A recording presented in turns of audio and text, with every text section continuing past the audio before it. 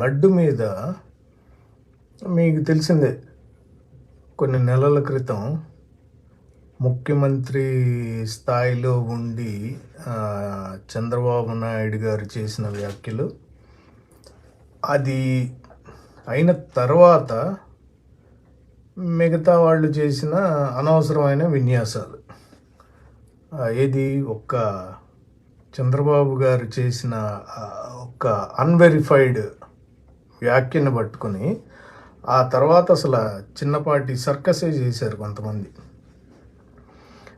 Okay, నిన్న విడుదలైన దాంట్లో అది సుప్రీంకోర్టు ఆదేశించిన విషయం తెలిసిందే. సిబిఐ నుంచి ఒక ఇద్దరు, సిఐడి నుంచి ఒక ఇద్దరు, ప్లస్ ఏపీ ఫుడ్ కార్పొరేషన్కి సంబంధించిన వాళ్ళను ఒకళ్ళు అనుకుంటా, మొత్తం 5గురిని ఒక కమిటీగా వేసి దీన్ని ఇన్వెస్టిగేట్ చేయండి అని చెప్పి సుప్రీంకోర్టు ఆదేశించడం జరిగింది. పవిత్రమైన తిరుపతి తిరుమల వారు దేవస్థానం వారు ఇచ్చే ప్రసాదం లడ్డు పైన చంద్రబాబు గారు చేసిన వ్యాఖ్యలు ఏమని, కల్తీ లడ్డు, కల్తీ నెయ్యి వాడారు, దాంట్లో వాడకూడని పదార్థాలు వాడారు, కొవ్వు వాడారు, యానిమల్ ఫ్యాట్ వాడారు దాంట్లో అనేది. ఆయన ఏంటంటే ఆయనకు అలవాటే, చంద్రబాబు నాయుడు గారికి ఏంటంటే ముందు అది నిజమా అబద్ధం అనేది తెలియకుండా బురద అయితే ఒకటి జల్లేస్తారు. జల్లేసినోడిది ఇక బాధ్యత, ఎవరి మీద అయితే జల్లుతారో ఇక వాళ్ళదే బాధ్యత. అది కడుక్కోవటమా, తుడుచుకోవటమా, దాని నుంచి ఎలా బయటకు వస్తారు అనేది ఎవడి మీద అయితే వేసారో వాళ్ళది బాధ్యత అనమాట. సో అదే జరిగింది. ఆయన ఒక మాట అనేసి పక్కకి వెళ్ళిపోయారు. దేశం, రాష్ట్రం మొత్తం, దేశం మొత్తం, ప్రపంచంలో ఉన్న నలుమూలలో ఉన్న అందరూ తెలుగు వాళ్ళు అవనివ్వండి, తిరుపతి బాలాజీగా కొలిసే నార్త్ ఇండియన్స్ అవనివ్వండి, ఎవరన్నా ఉన్నాయండి, ప్రతి ఒక్కళ్ళు కొద్దిసేపు ఏంటంటే కన్ఫ్యూజ్ అయ్యారు. నిజమేనా, ఇది నిజంగానే జరిగిందా, యానిమల్ ఫ్యాట్ జరిగిందా, అసలు ఇంత అపవిత్రం జరిగితే అలా ఎందుకు చేశారు ప్రీవియస్ గవర్నమెంట్ అంటే సుప్రీంకోర్టు ఒక కమిటీని వేసి చేసింది. నిన్న అది వాళ్ళు ఒక రిపోర్ట్ వదిలారండి. ఏమీ లేదు, కల్తీ జరగలేదు, ప్రాథమికంగా ఒక రిపోర్ట్ వదిలితే బేసిక్ది, దాంట్లో ఏమీ జరగలేదు అనేది అయితే చెప్పేశారు. సో ఇంకా ఫర్దర్గా ఇన్వెస్టిగేషన్ కూడా జరుగుతుంది. అది ఆ నెయ్యి శాంపుల్స్ తీసుకుని ఏదైతే వీళ్ళు ఆరోపణలు చేశారో వాటి మీద తీసుకుంటే ఎవ్రీథింగ్ ఈజ్ క్లియర్ అండి, క్రిస్టల్ క్లియర్, తప్పేమీ లేదు, ఏ తప్పు జరగలేదు అనేది కూడా చెప్పేశారు. ఇప్పుడు నా ప్రశ్న అండి, ఇంత బాధ్యతాయుత రాహిత్యంతో చంద్రబాబు గారు చెప్పిన మాట వెనక్కి తీసుకుంటారా? సరే, పొరపాటు అయింది మాది, మాకు ఇలా అని వచ్చింది, వచ్చిందని మేము అనుమానం వ్యక్తపరిచాము. అక్కడ చంద్రబాబు గారి పాత వీడియో చూస్తే అది అనుమానం వ్యక్తపరచలేదు ఆయన, అక్కడ ఇది జరిగింది అని కరాఖండిగా చెప్పారు. కల్తీ జరిగింది అని చెప్పి ఆయన నిర్ధారించేశారు. అసలు ఏ ప్రూఫ్స్, ఏ టెస్ట్లు ఏమి జరగకుండా ఒక టెన్నిస్ వదిలేశారు. ఇప్పుడు దాని తర్వాత ఏం జరిగింది, మహానుభావులు డీసీఎం గారు వచ్చి ఆయన ఆ డ్రెస్ సెన్స్, ఆ డ్రెస్ మొత్తం మార్చేసుకుని, ఆ హావభావాలన్నీ మార్చేసుకుని, ఆ అలంకరణ, కాషాయం వస్త్రాలు అన్నీ పెట్టుకుని వచ్చేసి దుర్గమ్మ టెంపుల్ దగ్గర మెట్లు కడిగారు. చాలా బాధతో సినిమాటిక్ స్టైల్లో ఆ ఫోటోగ్రాఫర్స్ని, వాళ్ళని, అక్కడ ఉన్న కొంతమంది పూజారులని వాళ్ళ సహాయంతో ఆ డ్రెస్ కూడా ఎలా ఉండాలి ఏంటి అన్నీ సెట్ చేసుకుని ఆయన ఊరికే కడిగేసి 2 నిమిషాలు హడావిడి చేసి, నేను సనాతన ధర్మాన్ని కాపాడే ఇక ప్రపంచంలో నేను తప్ప ఎవరూ లేరు అన్నట్టు ఆయన బిహేవ్ చేశారు ఆ రోజు.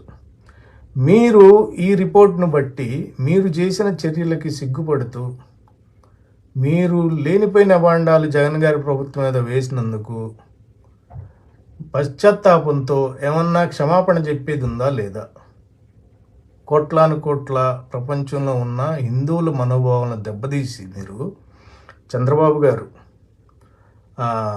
పవన్ కళ్యాణ్ గారు, మీరు క్షమాపణ చెప్పేది ఏమైనా ఉందా లేదా? కోట్లాను కోట్ల హిందువుల మనోభావాలు మీరు జరగని దానికి జరిగిందని చెప్పి గందరగోళం సృష్టించినందుకు.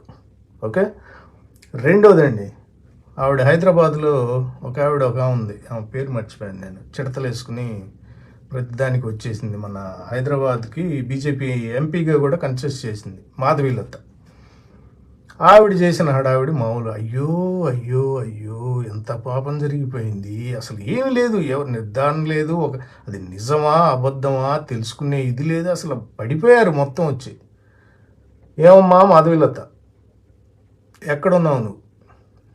ఇప్పుడు నీకు కూడా రిపోర్ట్ అందే ఉంటుంది. ఇప్పుడు నా ఎదురుకు కూడా ఉంది ఆ రిపోర్ట్ అండి, నేను అది చూసే చెప్తున్నాను. ఇదిగోండి ఆ రిపోర్ట్ నెంబర్ అవన్నీ ఉన్నాయి జాగ్రత్తగా. ఓకే. సో ఆ రిపోర్ట్లోది మీరు ఇప్పుడు ఏం అంటారు, దాన్ని క్షమాపణ చెప్తారా లేదా? చెప్పాలి ఖచ్చితంగా. మాధవీలత గారికి కూడా చేరేటట్టు ట్యాగ్ చేయండి ప్లీజ్ వీడియో. అది అయిపోయింది. బీజేపీ ఏబీవీపీ వాళ్ళ యువ మోర్చా వాళ్ళు, మొత్తానికి ఒక మోర్చా వాళ్ళ విభాగం వాళ్ళు జగన్మోహన్ రెడ్డి గారి ఇంటికి వెళ్ళి ఇంటి దగ్గర గేట్లకి వాటికి కాషాయం రంగు అవన్నీ పులిమేసి అక్కడంతా హడావిడి చేసి వచ్చారు. మీరు అదే గేట్ దగ్గరికి వెళ్ళి క్షమాపణ ఏమన్నా చెప్పేది ఉందా లేదా? ఇప్పుడు ఏ కల్తీ జరగలేదు, ఇన్వెస్టిగేషన్ ప్రాపర్గా చేసి రిపోర్ట్ వచ్చింది. మీ స్పందన ఏంటి? బీజేపీ వాళ్ళు ఇంటి మీదకి వెళ్ళి రంగులు పులిమి వచ్చారు గేట్లకి వాటికి, మీదేంటి సమాధానం? క్షమాపణ చెప్తున్నారా లేదా? సరే, జగన్ గారికి చెప్పినా చెప్పకపోయినా ఇప్పుడు తెల్లం అయిపోయింది మొత్తం. జగన్ గారికి మీరు చెప్పవసరం, ఎందుకంటే ఆయన మొదటి నుంచి నేనేమి తప్పు చేయలేదు, మా ప్రభుత్వం ఏమీ చేయలేదు, నెయ్యి మాత్రం హైయెస్ట్ క్వాలిటీ, నెంబర్ 1 క్వాలిటీనే వాడామనేది మొదటి నుంచి వాళ్ళు చెప్పింది. దానికి కట్టుబడే ఉన్నారు. ఇన్వెస్టిగేషన్లో కూడా అదే తెలియదు. చంద్రబాబు నాయుడు గారు, పవన్ కళ్యాణ్ గారు, ఆ మాధవీలత, ఇప్పుడు బీజేపీ వాళ్ళు ఈ రంగు పులిమి గేట్ల దగ్గర హడావిడి చేసిన వాళ్ళు జగన్ గారికి చెప్పైనా మాకు ఇబ్బంది లేదండి. ఎందుకంటే ఆయన ఫస్ట్ నుంచి ఒకటే స్టాండ్ మీద ఉన్నారు కాబట్టి అది ఆయన కొత్తగా ప్రూవ్ చేసుకోవాల్సిందేం లేదు.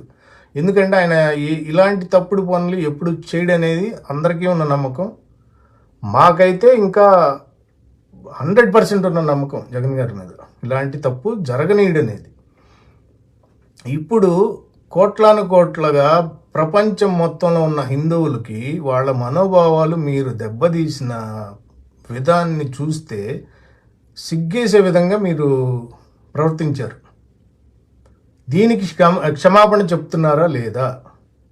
పబ్లిక్లోకి వచ్చి మా తప్పు అయిపోయింది, మేము తెలుసుకోకుండా ఆధారాలు పరీక్షించకుండా ఏమీ ఇన్వెస్టిగేషన్ ఏమీ లేకుండా ఒక మాట అనేసిన దాన్ని మేము పట్టుకుని మాది పొరపాటు అయింది, మీరు క్షమాపణ చెబితే మీ మీద నమ్మకం పెరుగుతుంది. ఒక బాధ్యతాయుతమైన మీరు పదవుల్లో ఉన్నారు, ఆ అకౌంటబిలిటీ మీకు ఉండాలి. మీరు చెయ్యము, మాకు చిన్నతనం, మేమేదో బురద చల్లే పనే మాది అంటే ఏమీ కాదండి, నష్టం కూడా లేదు. పైన ఉన్నాడు దేవుడే చూసుకుంటాడు. మీరు